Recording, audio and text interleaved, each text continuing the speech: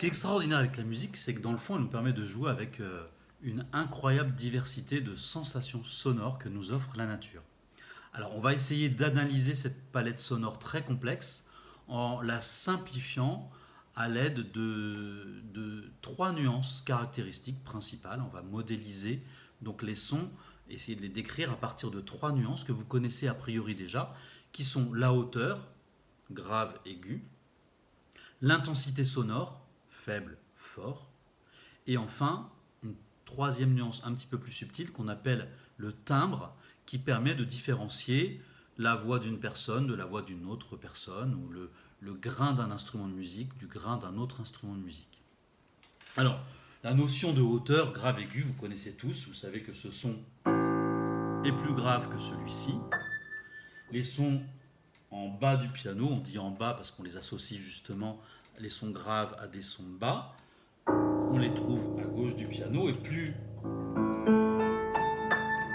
on se déplace vers la droite du piano, ou si on prend un son en tout cas plus aigu sur un instrument de musique, on a bien cette sensation de son qui monte. On parle de hauteur du son, plus ou moins grave, plus ou moins aigu.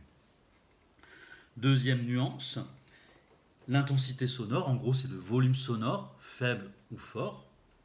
Si je joue ça,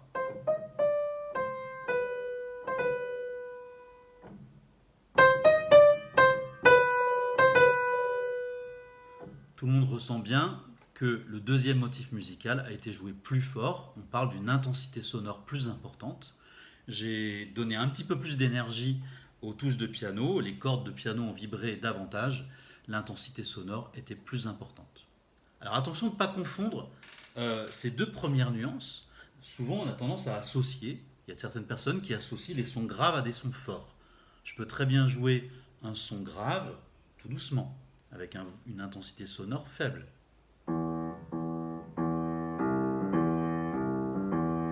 Je peux naturellement aussi le jouer avec une intensité sonore beaucoup plus importante. De la même manière, je peux jouer un son aigu, faible ou fort. Donc ne pas mélanger déjà ces deux premières nuances. Enfin, dernière nuance, le timbre. Alors le timbre, c'est ce qui permet de distinguer deux instruments de musique, par exemple. Si je joue un premier motif musical sur le piano,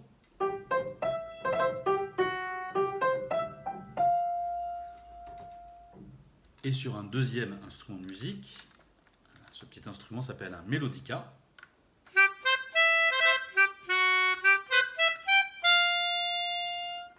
On reconnaît bien la même petite rengaine musicale qui a été jouée, et on reconnaît bien deux instruments différents. Si on ferme les yeux, la deuxième fois, on ne se dit pas que c'est un piano. On a bien reconnu un timbre différent. Alors on peut faire ça avec tout un tas d'instruments, on peut jouer aussi sur la voix, une même note, au piano, à la flûte, au diapason. On reconnaît une constante, c'est la hauteur du son. On pourrait chanter la même note, mais on reconnaît bien des timbres différents. Et enfin, ce qui est pas mal aussi, c'est de comprendre qu'on peut jouer sur le timbre avec un même instrument de musique. Par exemple, si je joue un même accord d'une certaine manière avec cette guitare,